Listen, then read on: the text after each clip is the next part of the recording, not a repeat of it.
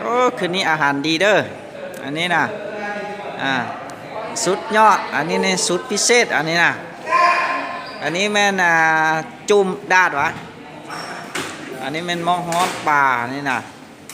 มันดาดปลาไว้หมูไม่อย่างก็ไม่อย่างก็ไอหมูตัวนี้นะมอฮอนป้าม อฮ้อนปลาเนาะไอ้ใหญ่จัดเด้อมื้อนี้นะสิจุ่มแม่งพาไปเบิ่งสิจุ่มเด้ออันนี้มันจุ่มเพี้ยนี่จุ่มสินงัวโอ้คักหลายอาหารน่ะจังได๋สิเบิ่งไกแซ่บบ่โอ้ใส่แล้วว่าผักสิเบิ่งโอ้คักบ่สุดยอดเบิ่งโอ้คักขนาดนี่เด้อของแท้นี่น่ะแม่งไปเบิ่งโต๊ะนี้ดูจังได๋โอ้คืนนี้ได้อาหารดีเนาะมีอาหารแซ่บหลายสุดยอดเลี้ยงใจดีมื้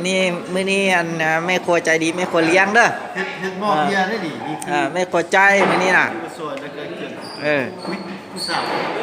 แต่เนี่ยสิกันตั้งไว้บ่มีว่าจะเลี้ยงไก่ว่าโอ้พามาเบิ่งเด้อเดี๋ยวสิพากินกินดอกน้ำมื้อนี้30กีบแน่นี่ตับแน่หลายอย่างโอ้พันเบิ่งดูพันเบิ่งจุดตับนะโอ้บ่กล้าเพิ่นว่าบ่มีแจ่วเพิ่นว่าเอาโอกาสหน้านี่ล่ะก่อนเดี๋ยวตัวนี้มันแจ่วเลยโอ้สุดยอดมื้อนี้น่ะเบิ่งจักการเบิ่ง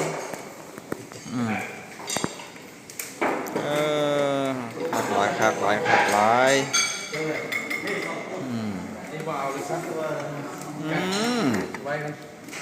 เบิ่งจัดตัวนี้ใส่ก่อน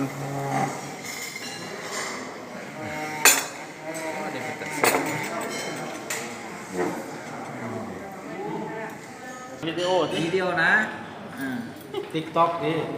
ลง TikTok สิเฮ็ดแบบเท่าอันนี้ก็บ่เท่าเนาะเป็น30ปี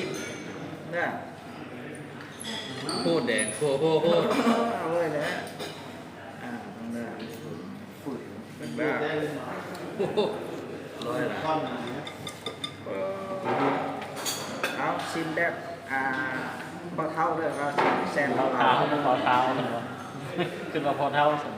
เบาเท้าพักหลาย